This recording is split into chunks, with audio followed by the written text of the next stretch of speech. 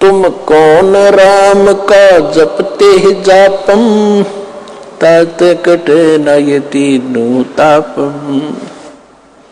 तुम किस भगवान का आसरा लिए बैठे हो जिसे तुम्हारे तीन ताप भी नहीं कट सकते। तीन ताप के अंदर किसी देव, किसी ऋषि, संत का श्राप दे देना, ये तीन ताप में आता है। किसी ने कोई प्रेत बाधा कर देना, किसी के ऊपर कोई जंतर मंत्र करके प्रेत बाधा कर देना, ये तीन ताप के अंदर आते हैं। और भी अन्य बहुत सी ऐसी तीन ताप के अंदर हैं, जैसे आध्यात्मिक, दैविक, आध्यात्मिक, इस प्रकार के ये तीन प्रकार के ताप हैं। देहिक, तो इन सभी तापों का नाश भी परमात्मा कर सकता है। हर तरह के किसी भी प्रकार का कष्ट आध्यात्मिक मार्ग से संभव हो सकता है। लेकिन अब परमात्मा ने ये मार्ग ऐसे समय में शुरू किया है कि हमारे कर्म इतने बिगड़ गए कि उस स्थिति में आने के लिए कि हमारे ऊपर आध्यात्मिक सारी क्रियाएं तुरंत असर करें, उसको बहुत टाइम लगेगा। हम इतने भक्तिहीन हो लिए, इसलिए मालिक ने आपको वर्तमान में विज्ञान ऐसी दे दी आप ही को कि आपके छोटी मोटी कोई कष्ट शरीर में है तो उसके साथ थोड़ी बहुत जो भौतिकता से भी उसका ट्रीटमेंट करें बॉडी का। तो उसके लिए बढ़िया, आजकल जैसे पहले हमने देखा, हम छोटे छोटे थे, हमारे दादा जी देखे, सिर में दर्द हो जाता, कपड़ा बांध कर और 3-3 दिन दुखी रहते, ना काम कर पाते। एक छोटी सी टेबलेट ले ली, खा कर टेबलेट 10 मिनट में कितना घूमो फिरो, कोई कष्ट नहीं। और उसमें ऐसा सिर में दर्द हो जाए, उसका ट्रीटमेंट ना हो तो भक्ति तो होए कोई ना, और दर्द याद रहेगा। तो मालिक ने आपके लिए ये सब व्यवस्थाएं कर दी है। थोड़ा बहुत अपने इस भौतिकवाद का भी सहारा लेना जो मालिक ने ही दे रखा है। फिर कुछ दिनों के बाद क्या होगा, आपको धीरे धीरे इनकी आवश्यकता ही नहीं पड़ेगी। फिर वो आध्यात्मिक क्रियाएं तुरंत काम करने लग जाएंगी जब आपकी भक्ति, धर्म, कर्म उभर जाएंगे। तो पहले ये थे ही नहीं, ये वेद भी बाद में प्रारंभ हुए हैं। सतयुग में तो कोई ऐसा था नहीं, भक्ति से ही ये झाड़े झूड़े लानिए थे, ये तकरीबन बात सेट थी। लेकिन अब झाड़े लानिए भी नकली, लवानिए भी नकली, सारे फेल होते जा रहे। तो वो झाड़े अलग चीज, हमने नहीं लगवाना झाड़ा, क्योंकि झाड़ा लगाने वाला अपनी भक्ति खत्म करता है, लगवाने वाला उसका ऋणी हो रहा है। हमने ऐसा मंत्र दे दिया आपको, इसको सारे झाड़ों का झाड़ा, यही मंत्र है जो हमने आपको दे रखा। इसके बाद कहीं ऐसी गलती ना करना, ये तो ज्ञान बता रहा हूं आपको, ऐसा होता है।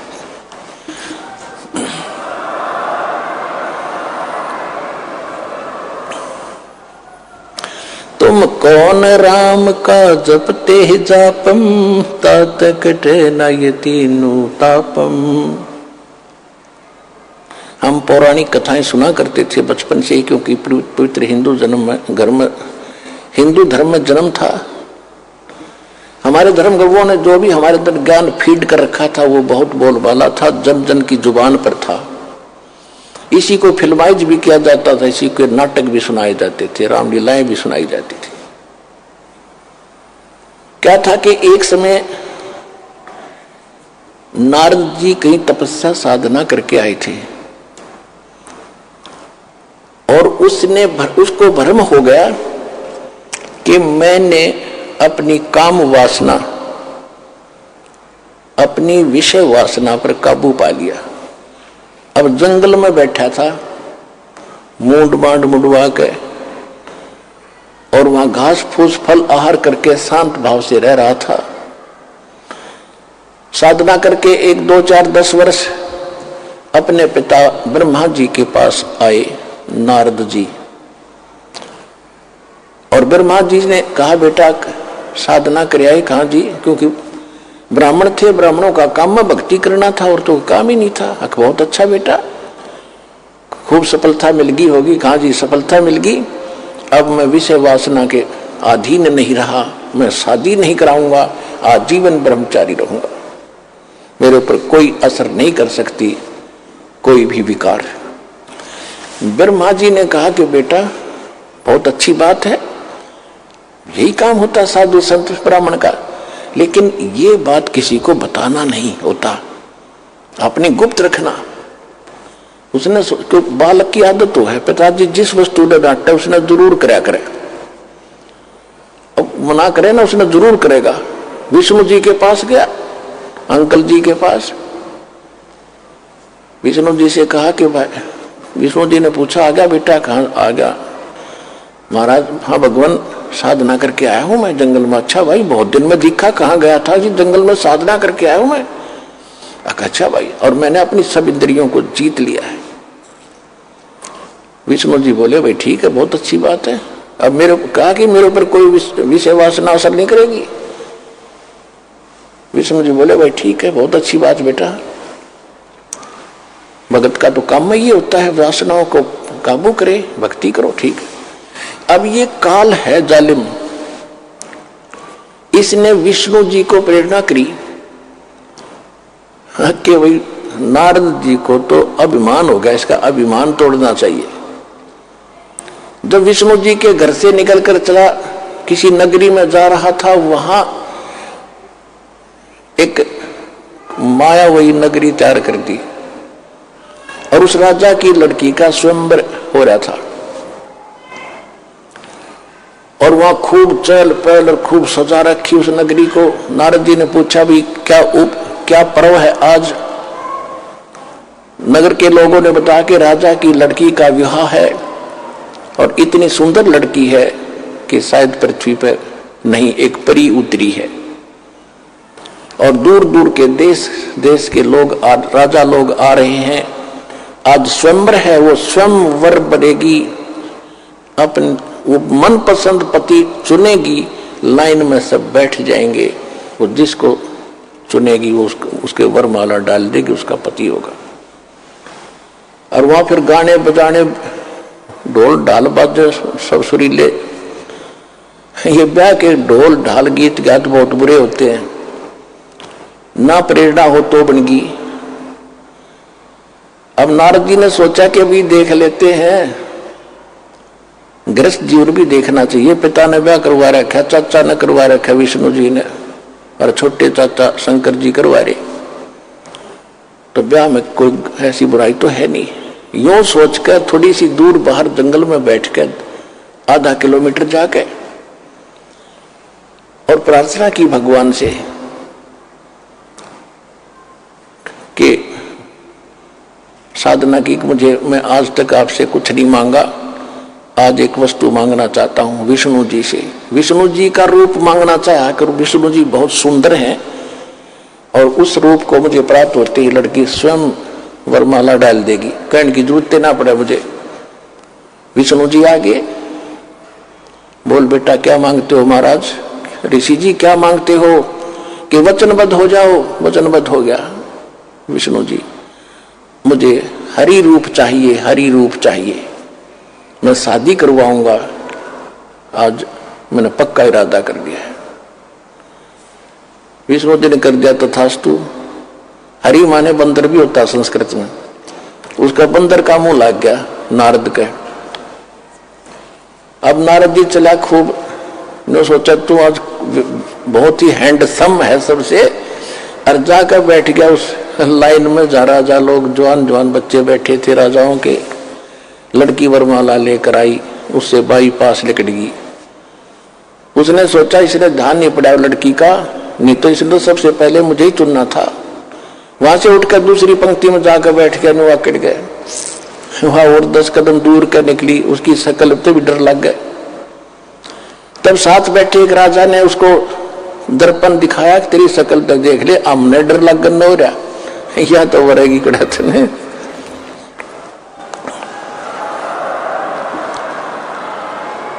जब उसने देखा कि मेरा ढोलिया बिगाड़ दिया विष्णु जी ने, तो उसको श्राप दे दिया।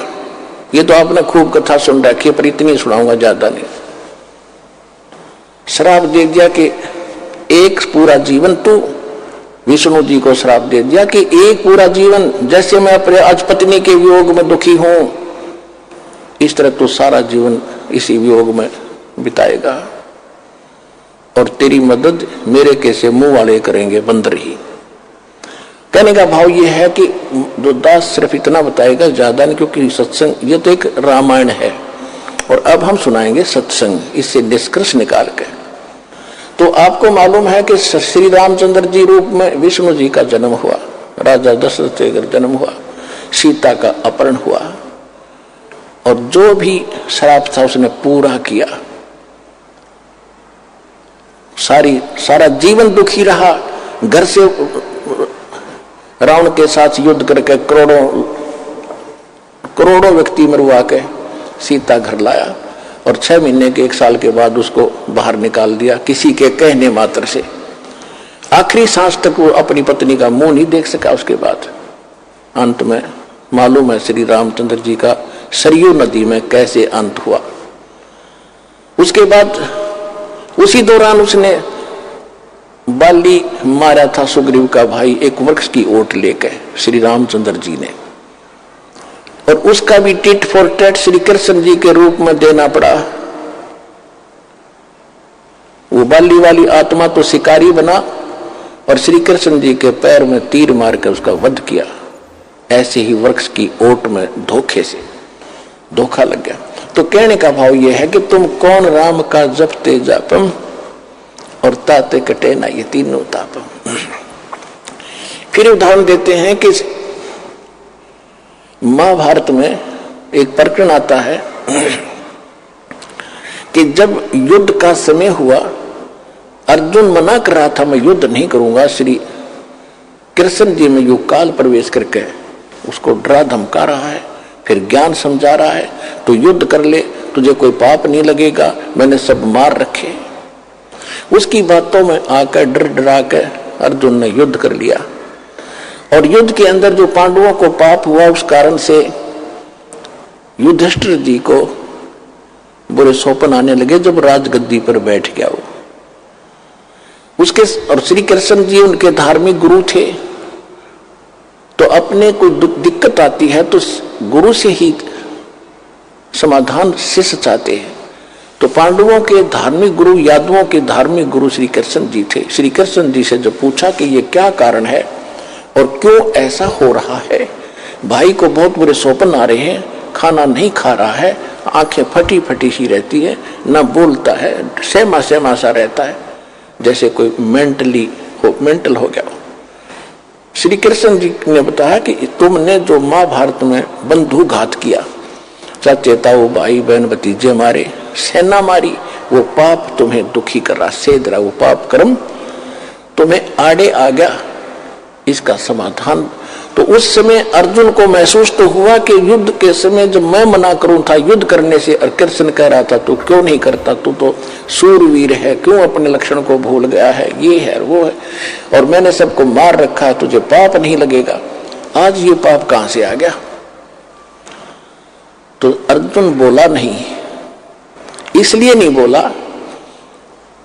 कि यदि मैं टोक दूंगा, अभी मैं आज प्रश्न कर देता हूं कि आप पहले तो कह रहे थे तुम्हें पाप नहीं लगेगा, और आज ये पाप कैसे लग गए? क्योंकि श्री कृष्ण जी ने उसका समाधान बता दिया था कि पूरी पृथ्वी के जितने भी साधु संत और भक्त और जनता है, यानी साधु संत हैं, उनको आमंत्रित करो, एक अश्वमेध, एक यज्ञ का अनुष्ठान करो, यज्ञ, धार्मिक यज्ञ। उसमें ऊपर आकाश में जो स्वर्ग लोक के देवताओं को भी निमंत्रण दो, और उसमें एक शंख रखा जाएगा, शंख जो मंदिरों में बजाते हैं, आपने देखे होंगे। इस तरह का 5 मुख का एक शंख रखा जाएगा, और उसमें जब यज्ञ शुरू होगी, सभी 33 करोड़ देवता, 88,000 ऋषि, 12 करोड़ ब्राह्मण और 56 करोड़ यादव, 9 नाथ 84 सिद्ध, ये सभी वहां पहुंचेंगे। और जिस समय ये सब खाना खा लेंगे महापुरुष, उसके बाद वो 5 मुख का शंख था, पंचायन 5 मुख थे उसके। आपने तो एक मुख का देखा होगा, 2-2 मुख के तो हमने भी देखे हैं, तो 5 मुख का था, उसके 5 मुख थे। और उसको कहीं अलग रख दिया जाएगा, शटूल पर दूर, जब सभी खाना खा लेंगे उस यज्ञ में, वो शंख अपने आप बजेगा। शंख बज गया तो तुम्हारी यज्ञ संपूर्ण होगी, और शंख नहीं बजा तो यज्ञ संपूर्ण हुई नहीं, तुम्हारा संकट नहीं कटेगा। और दूर दूर तक सबको बुला के लाना, को साधु संत रह नहीं जावे पृथ्वी पर, और ना जाने किस में कौन सी करामात हो। इस सोच में सबको आमंत्रित कर दिया, निर्धारित समय पर फिक्स कर दिया। अब अर्जुन ने सोचा था कि यदि मैं अब प्रश्न कर दूंगा कि आप जब तो कह रहे थे तुम्हें कोई पाप नहीं लगेगा, राज्य पाप कहां से आ गया, तो मेरा भाई, क्योंकि इसमें अरबों रुपये खर्च होने थे, इतनी जनता जिम्मेगी, और मेरा भाई इतना नेक है, इतना सेंसिटिव है, यदि इसको ये आभास भी होगा कि खर्चा लगने जा रहा है मेरे ट्रीटमेंट पे, और भाई इसलिए ये वाद विवाद कर रहा है, ये चाहता नहीं मेरे को सुखी देखना, कहीं इसको ये भाव हो गया तो मेरा कोई जीवन नहीं रहेगा। इस करके अर्जुन चुप रहा, छाती पे मुक्का मारा, सब्र किया और कहा जो आप कहोगे वही होगा। अब कहने का भाव ये है पुण्यात्माओं, निर्धारित समय जो रखा गया था उस दिन 33 करोड़ देवता, 88,000 ऋषि, 12 करोड़ ब्राह्मण, 9 नाथ 84 सिद्ध, इंक्लूडिंग ब्रह्मा विष्णु महेश वहां उपलब्ध थे। विष्णु तो कृष्ण था ही, ब्रह्मा विष्णु और आगे, ब्रह्मा और शिव और आगे बेस बदल के, और 33 करोड़ देवता। उसी समय परमेश्वर कबीर जी, चारों युग में मेरे संत पुकारे, कूक को हम हेल रे, हीरे माणक मोती बरसे, ये जग चुगता ढेल रे।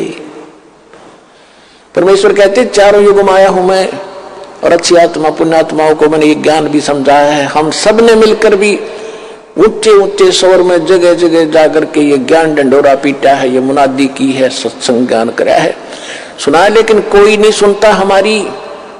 हम तो ये सत्य साधना शास्त्र अनुकूल रूप साधना रूपी हीरे और मोती तुम्हें दे रहे हैं जो बहुमूल्य हैं, तुम इनको ना स्वीकार करके कंकर और पत्थर और डले इकट्ठे कर रहे हैं, आन उपासना करके, अन्य देवताओं की भगवानों की पूजा करके, एक समर्थ कबीर भगवान की भक्ति ना करके जो अन्य पूजाएं तुम कर रहे हो वो डले ढो रहे हो, ढेल इकट्ठे कर रहे हो। चारों युग में मेरे संत पुकारे, कूक कहा हम हेल रे, हीरे माणक मोती बरसे, ये जग चुगता ढेल रे। सतयुग में सत सुकृत कह टेरा, त्रेता नाम मुनिंदर मेरा, द्वापर में करुणा में कहाया, कलयुग नाम कबीर धराया।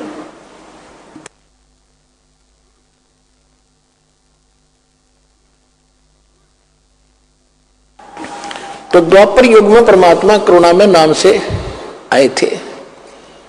एक लीला जैसे कबीर जी के रूप में सतयुग में, इसमें कलयुग में की है, ऐसे ही उस समय वो परमात्मा करुणा में नाम से आए थे, और कमल के फूल पर एक सरोवर के अंदर परमात्मा बालक रूप धारण करके वहां अवतरित हुए थे, सतलोक से चल कर आए थे।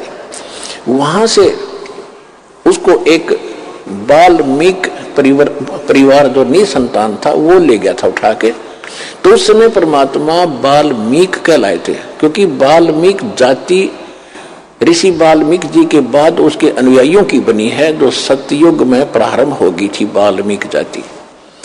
तो उस जाति में जन्मे थे वो, तो वहां परमात्मा वो उठाकर ले गए थे दंपति कबीर जी को, तो इस कारण से वो वाल्मीकि कहलाए दाता।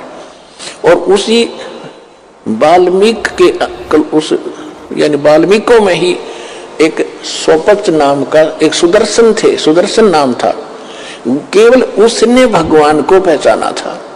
उसने भी जब पहचाना था जब मालिक ने ऊपर ले जाकर उसको वापस छोड़ा था, उसके बाद उसका बिल्कुल भ्रम निवारण हो गया था। लेकिन सुदर्शन के माता पिता नहीं मानते थे और खुद परमात्मा के माता पिता भी नहीं मानते थे। वो भी रामकृष्ण इन्हीं के पुजारी थे, विष्णु ब्रह्मा शिव जी के। लेकिन सुदर्शन जी ने बालिक का ये ज्ञान नाम भक्ति ग्रहण किया था। तो उस दिन भीम जो पांडवों का भाई था भीम, उसकी सेवा उस साइड में लगी थी ये निमंत्रण देने की, इन्विटेशन देने की। और उसने जाकर देखा सब जगह, वो अपना निमंत्रण दे के आ गया, जा रहा था तो वहां एक झोपड़ी में सुदर्शन जी रहते थे, वाल्मीकि। और वहां जाकर के उसने कहा कि महाराज, अब मैं युधिष्ठिर राजा का भाई हूं, भीम मेरा नाम है और आपको ये निमंत्रण देने आया हूं, आप अवश्य आइएगा, हम एक अश्वमेध यज्ञ कर रहे हैं।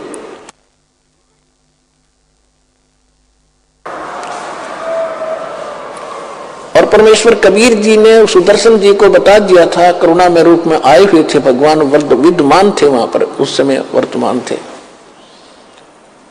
उनको बता दिया था कि ऐसे ऐसे ये इन महाभारत जो किया है इनको बहुत हानि होगी। और काल ने युद्धास करा दिया, 18 करोड़ आदमी मरवा दिए और पाप इनका सिर रखवा दिया पांडुआ का, और इनका बहुत बुरा हाल होगा। सुदर्शन इतना कहर इन्होंने कर दिया, राज खुश होकर राज कर रहे हैं, कितने दिन करेंगे इस राज को, इतने जीव मरवा के। पाप का मालगाड़ी भर ली इन्होंने मूर्खों ने। कहते हमारा ज्ञान किन्हें ना सुनिया, पर भी लेट जात है दुनिया। हमारी ज्ञान नहीं सुनते, और बकवादों में कहीं पर भी नहाने जाओ, कभी तीर्थों पर जा रहे हैं, कोई और साधना कर रहे हैं। तो सुदर्शन जी को बात याद आ गई, गुरुजी बता रहे थे ये तो वो आदमी है। तब सुदर्शन जी ने कहा कि अरे भीम, तुम्हारे अन्न को जो खाएगा वो सीधा नरक में जाएगा, ऐसी गलती सुदर्शन नहीं करेगा। तुम तो अपराधी व्यक्ति हो, तुमने लाखों बहन करोड़ों बहन विधवा कर दी, करोड़ों बहन बच्चे अनाथ कर दिए रे। अब उस नरक को खा रहे हो, उस रक्त को चाट रहे हो, और जो तुम्हारे अन्न को खाएगा वो भी तुम्हारी तरह नरक में जाएगा। हम नहीं आएंगे, यदि मुझे बुलाना है तो जैसी अश्व जो यज्ञ तुम करने जा रहे हो, ऐसी यज्ञ 100, ऐसी यज्ञों का 100 का फल मुझे दे दो, तब मैं तुम्हारे ग्रास तोड़ू, न कौन नरक में जा, ऐसे पाप के अन्न को खा के।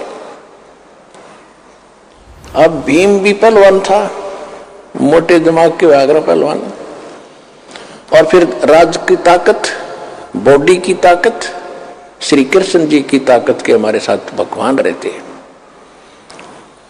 तो कहने लगा कि बाबा जी ज्यादा मत बोला, यदि मुझे मेरे भाई और भगवान कृष्ण का मुझे डरना होता, तेरा मुंह न तोड़ देता पीट पीट के। खबरदार फालतू बकवास करिए, तो आना होता ये ना मत आइए, ये कैसे कह दिया हम अपराधी हैं। अब सुदर्शन जी चुप हो गए। भाई कहते साकट और सवान में उल्टा जवाब नहीं दे। भीम गुस्सा कर कहा गया, क्या तेरे बगैर हमारी यज्ञ संपूर्ण नहीं होगी? ऐसे ऐसे मन मन सोचता हुआ रहा, ऐसे ऐसे ऋषि आएंगे, 33 करोड़ देवता आएंगे, श्री कृष्ण जी रहे वहां पर, ये तो फॉर्मेलिटी कर रहे हैं। मन में सोची भीमसेन ने, जब वो सारे 33 करोड़ देवता, 88,000 ऋषि, 12 करोड़ ब्राह्मण, 9 नाथ गोरखनाथ जैसे, और विश्वामित्र और ये मार्कंडे जैसी तोब वहीं बैठी थी, गोरखनाथ जैसी जो सोने को भी पहाड़ बना देता था वो भी वहीं विद्यमान थी, वो आत्मा।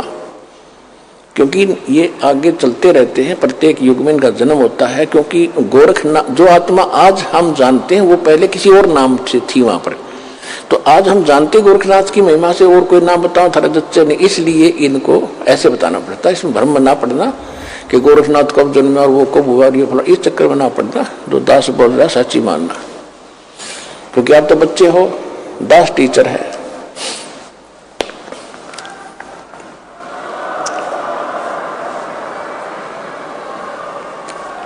अब बताओ, 33 करोड़ देवता, 88,000 ऋषि और 12 करोड़ ब्राह्मण, 56 करोड़ यादव श्री कृष्ण जी के वंशज 56 करोड़ थे द्वारका में।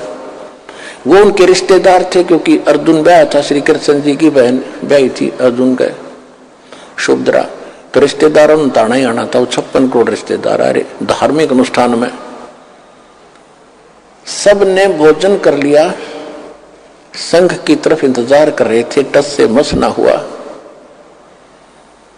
युधिष्ठिर कहने लगा, भगवान हमारे पाप ही ज्यादा है, ये तो स्पष्ट दिखाई देता है मुझे। वो दिख रहे हैं, वो बहनें रो रही थी, चूड़ियां फोड़ रही थी, टक्कर मार रही थी। जिस दिन मैं गंगा घाट पर गया था,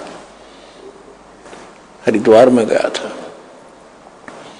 बच्चे लिपट लिपट कर रो रहे थे, पिता कहाँ गया।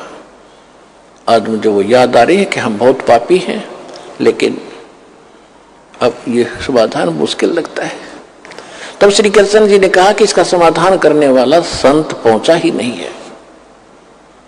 युधिष्ठिर को कुछ आशा जागी कि कौन है ऐसा महापुरुष, या गले नहीं उतरी युधिष्ठिर के कि श्री कृष्ण जी ने भोजन खा लिया और ये 9 नाथ 84 से 33 करोड़ देवता 88,000 ऐसी 12 करोड़ ब्राह्मण वेद के वक्ता, जिन चारों वेद कंठस्थ कर रखे थे, दुनिया को बड़ी महिमा सुनाते थे, सिद्धियां भी रखते थे, सबने भोजन कर लिया, शंख नहीं बजा, और कौन है पृथ्वी पर।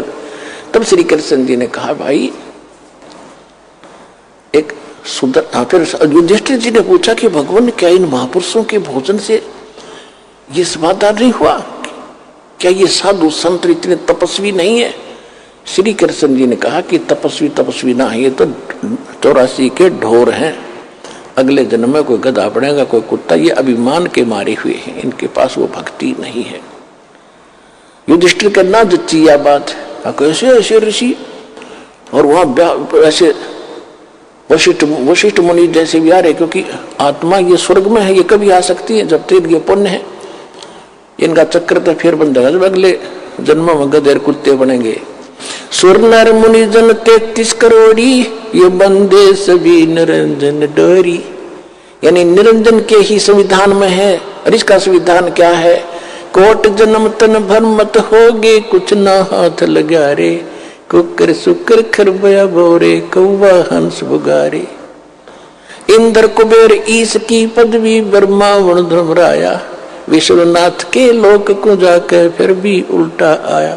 इनका जन्म नहीं समाप्त होता। ये पोस्ट है 33 करोड़ देवता, 88,000 ऋषि, व्यास जी आदि, तो ये मर जाएंगी। अगले बार दूसरी आत्मा इन पोस्टों पर होंगी, ये कुत्ते गधे सुअर बन जाएंगे। श्री कृष्ण जी ने अपना आशीर्वाद देकर दिखाया कि देख, कोई अपने आसन पर जहां वो बैठे थे, कोई गधा बनकर खड़ा है, कोई कुत्ता बनकर, कोई सर्प बना है, कोई केंचुआ बना है। उस दृश्य को देखकर युधिष्ठिर घबरा गया कि भगवान ये लीला बंद करो, मैं देख नहीं पा रहा हूं। ये हालत होगी इनकी, हाँ ये हालत होगी इनकी भविष्य में। ये लीला नहीं, ये सच्चाई है। फिर भगवान कौन है ऐसा महापुरुष जिससे हमारा उद्धार हो। तो श्री कृष्ण जी ने कहा कि ऐसे यहां से इतनी दूरी पर और वो स्थान है, वहां एक महापुरुष रहता है जो सतगुरु का शिष्य है, वो ही एक भक्त है, उससे ही ये कल्याण हो सकता है। ये भी परमात्मा की रजा थी। श्री कृष्ण की जो दृष्टि खोल दी, उसको वही दिखाई दिया, अब वो संत है जिससे यह बात बन सकती है। तो फिर पूछा कि उस साइड में कौन भेजा था निमंत्रण के लिए, कि भीम भेजा था। तो भीम को बुलाकर पूछा कि आपने इस महापुरुष को निमंत्रण दिया या नहीं। भीम ने कहा, जी निमंत्रण तो दिया, लेकिन वो तो कुबोल आदमी है, वो अच्छा आदमी नहीं है। श्री कृष्ण जी ने पूछा, भाई देखो, आपकी जो सेवा दी थी वह पूरी करनी चाहिए थी। कौन कैसा है ये आपने नहीं देखना होता है, वो तो यहाँ ही बेरा पट्टेगा कौन कैसा है। और यह कोई बात थी तो हमें बताना चाहिए था। क्या हुई बात, उसने क्या कह दिया ऐसा कि सुदर्शन भीम बताता है कि उस महापुरुष, उस संत ने, भगत ने ये कहा कि मैंने जब अपना इंट्रोडक्शन दी कि मैं भीम हूँ, युधिष्ठिर का भाई हूँ और ऐसे ऐसे मैं ये कर रहे हैं अनुष्ठान, आप भी आइएगा। उन्होंने कहा कि तुम्हारे अन्न को तो वो खाएगा जिसने नरक में जाना हो, तुम तो अपराधी व्यक्ति हो, घोर पाप कर रखा तुमने। श्री कृष्ण जी को मालूम था कि यो भी पहलवान है, इसने भी कुछ बकवास जरूर करी होगी। तो आपने क्या उत्तर दिया कि मैंने ये उत्तर दिया कि यदि मुझे भगवान का डर ना होता, मेरे भैया से मैं बहुत शर्म करता हूं, नहीं तो तुझे मैं यही समार देता, तेरा मुंह तोड़ देता। ऐसा कुबोल बोला उसने। श्री कृष्ण जी ने कहा देखो, साधु संतों के साथ इस तरह बोलना भी पाप है। तूने एक अपराध और कर लिया, भले आदमी तुम इतनी संकट के अंदर खड़े हो आज, और उसने कौन सी झूठ बोल दी। अपराधी हो तभी तो तुम इतना दुख हो रहा है, नहीं तो नहीं होता ये, और उसके बिना ये हो नहीं सकता। मुझे बताना चाहिए था, चले मेरे साथ, उसके बिना यह बात बढ़े। अब तो उनके जमीन छोटी पड़ गई थी, उनको कारण बीड़ी धरती होगी और कोई हो नहीं रहा। संकट जो का 2 करोड़ अरबों रुपये खर्च भी हो लिए, अब मरता क्या नहीं करता। बिल्ली बिग्गी बनकर, बिग्गी बिल्ली बनकर, और वो भी साथ साथ। श्री कृष्ण जी बोले चलो मेरे साथ। 5 पांडव छठे कृष्ण जी और रथ लेकर के वहां पहुंचे। एक योजन यानी 4 कोस की दूरी पर रथ छोड़ दिया। रथ पीछे पीछे आ रहा है और 5 पैदल चल पड़े। श्री कृष्ण जी ने जाकर, उस दिन क्या हुआ कि सुदर्शन जी ने ये बात जाकर बताई अपने गुरुदेव करुणामय अर्थात परमेश्वर कबीर जी से कि भगवान भीम आया था और ऐसे ऐसे कह रहा था, मैंने तो उसको मना कर दिया। परमात्मा बोले बहुत अच्छा किया बेटा, न जल का मर जाता, इतना पाप है उनके ऊपर। तो ऐसे अन्न को खाना नहीं चाहिए। अब परमात्मा बोले वो फेरावेंगे भाई, क्योंकि उनका काम तो बनना ही नहीं है, बनना ही यहाँ से है, वो तो हमसे ही बनेगा। और बेटा अवश्य आएंगे, फिर भी वो आएंगे, ना कर लेंगे तेरे पास, माफी मांगेंगे, वो देख लेना जब उनका काम बनेगा। अब सुदर्शन ने सोचा भी ये तो फिर दुखी करेंगे, वो तो वहां से छोड़ के झोपड़ी और भ्रमण पर निकल गया महीने 20 दिन के लिए। उधर से वो आ रहे थे, परमात्मा ने अपनी महिमा बना के रखनी थी, अपने भगत की इज्जत रखनी थी और अपनी भक्ति की टेक रखनी थी, इज्जत रखनी थी, जनता में जनाना था कि हमारी भक्ति ऐसे ऐसे फल सबसे ताकतवर और श्रेष्ठ है। खुद सुदर्शन रूप बनाकर अपने शिष्य का झोपड़ी में बैठ के जाकर अपनात्मा अध्यात्म मार्ग के अंदर एक ऐसी परमात्मा की रजा होती है, उसमें किसी को बताने की आवश्यकता नहीं पड़ती ये कितनी कौन पोस्ट है या कौन व्यक्ति है, कौन पुरुष है, कौन सिद्ध है। अपने आप ताकतवर के सामने वाला अपने आप झुक जाता है। जब श्री कृष्ण जी वहां आए तो परमात्मा बैठे थे झोपड़ी में आसन पे। श्री कृष्ण जी ने मुकुट समेत प्रणाम किया। श्री कृष्ण जी दंडवत प्रणाम कर रहे हैं तो सारे 5 पांडवों ने भी करना था, क्योंकि वो तो फंसे पड़े थे। पहलवान ने भी प्रणाम किया, दंडवत प्रणाम किया। फिर खड़ा होकर के श्री कृष्ण जी ने कहा कि हे परवरदिगार, ये युधिष्ठिर है, ये इसके सब भाई हैं, इन्होंने एक यज्ञ किया है, इनको आपत्ति आई है, आपको निमंत्रण देने आए हैं, आपको ले लिवाने के लिए आए हैं। आप चलिए सृजनहार, इनका उद्धार करिए, इनके यज्ञ में चलिए, इनका कल्याण हो जाएगा। साधु संत से ही होता है कल्याण। तब परमेश्वर ने कहा सुदर्शन रूप में कि भाई देखो महाराज जी, आप त्रिलोकीनाथ रहे, मैं एक गरीब आदमी झोपड़ी वाला, आप तो समर्थ हैं, आप सक्षम हैं, आप तो लीला कर रहे हो, आप भी तो कर सकते हो। श्री कृष्ण जी बोले नहीं, जिसका काम उसी को साजे और करे तो मूर्ख बाजे, यू तो आपसे होगा भगवान। तो श्री परमात्मा ने कहा, सुदर्शन रूप में बैठे थे, कहा कि भाई मैंने इस पहलवान से बताई थी मेरी शर्त पूरी करो। कौन सी शर्त थी आपकी? श्री कृष्ण जी ने पूछा, क्या शर्त थी आपकी? मेरी शर्त है कि 100 भीम ने बता दिया था कि ये शर्त भी रखी उसने कि 100 अश्वमेघ यज्ञ का पुण्य मुझे दो, तब मैं चलूं। इस बात से मुझे और दुख हुआ कि ये आना ही नहीं चाहता। तो श्री कृष्ण जी को वहां पता लग गया था कि ये कंडीशन है महात्मा की असली, तो वह भी उनका ध्यान में थी बात। तो जो ही सुदर्शन रूप में परमेश्वर ने कहा कि मेरी वो कंडीशन पूरी करो जो शर्त मैंने रखी थी, 100 अश्वमेघ यज्ञ का फल मुझे दो, तब मैं चलूं। श्री कृष्ण जी ने कहा, अरे पुण्यात्माओं, ये वेद भी प्रमाण देते हैं, खुद भगवान भी प्रमाण देते हैं। चारों युग में मेरे संत पुकारे, कूक कहा हम हेल रे, हीरे माणिक मोती बरसे, ये जग चुगता ढेल रे। चारों युगों में मालिक आते हैं, चारों युगों में यही सूक्ष्म वेद की वाणी बोलते हैं जो दास आज आपको सुना रहा है। लेकिन उस समय ये संस्कृत के ज्ञाता, ये अभिमानी लोग इस लाल को परख नहीं पाते और हमें भी वंचित रखते हैं, स्वयं भी वंचित रह जाते हैं।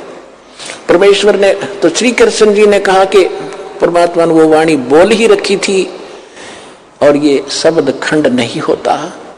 सबके अंतःकरण में ये जो का तू जमा होता है, चाहे कितनी बार जन्म कुत्ते का देखा हो लो, मनुष्य का जब जन्म होगा और यदि आपका वो टीवी चालू हो गया जातक मां से, तो आप सामने ये कभी भी ये वाणी पढ़ सकते हो, सामने नजर आ जाएंगी, सुन भी सकते हो अंदर से टेप की तरह। तो श्री कृष्ण जी ने कहा, आपकी वाणी है भगवान, संत मिलन को चालियो तजमाया अभिमान, जो जो कदम आगे रखे सो सो हो ये समान। पुणात्मा, इस अध्यात्म मार्ग से आपने भी शिक्षा लेनी है कि जिस समय यदि इस सतलोक आश्रम बरवाला में ये दास बैठा है, पृथ्वी पर संत कहो, सतगुरु कहो या दास कहो,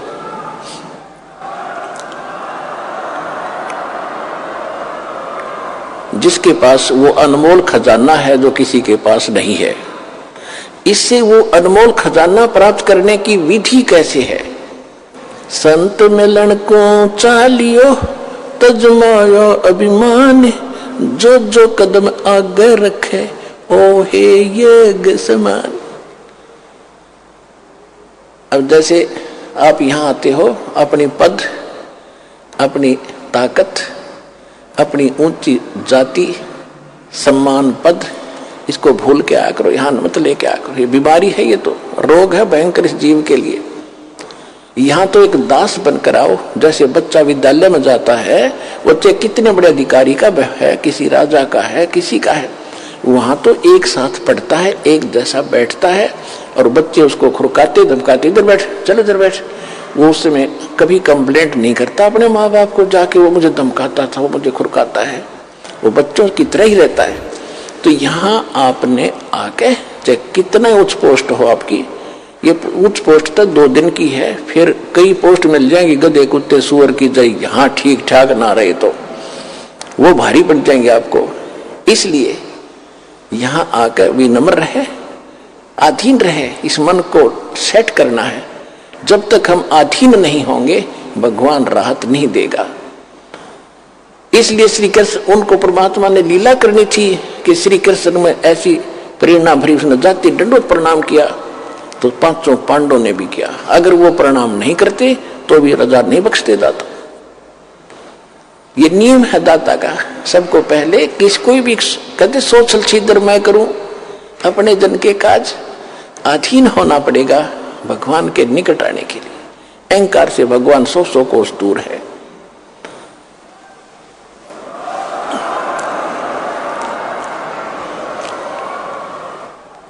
तो श्री कृष्ण जी ने कहा कि आप ही का वचन है भगवान, संत मिलन को चालियो तजबाया अभिमान, और जो जो कदम आगे रखे ओ है एक समान। यानी इस प्रकार आने वाले भक्त को इस सतलोक आश्रम बरवाला में वही पुण्य मिलेगा जहां से आप चले हो, कहीं से चले हो। और कदम बोला मालिक ने ऐसे, चाहे आप ट्रेन में आए हो, चाहे आप किसी चीज में आए हो, वहां से यहां तक के कदम नाप देगा आपके, और उतने ही यज्ञ का पुण्य आपके अकाउंट में लिख देगा, जो यहां बिल्कुल मर्यादा में रहेंगे आकर के।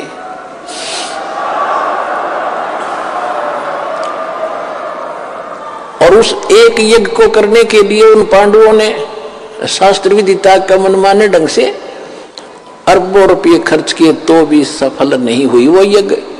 और वो पुण्य आपको यहाँ आने वाले को मर्यादा में विनम्र भाव से, निष्कपट भाव से और सीधा साधु भगत से यहाँ भाव से रहकर दर्शन करने से, सत्संग सुनकर जाने से लाभ हो जाता है। भाई जो गुरु बचन पे डट गे, रकट गे फंद 84 के, कट गे फंद 84 के, रकट गे फंद 84 के। भाई जो गुरु बचन पे डट गे, रकट गे फंद 84 के। वस्तु मिली ठोर की ठोर, मिट गई मन पापी की दौड़।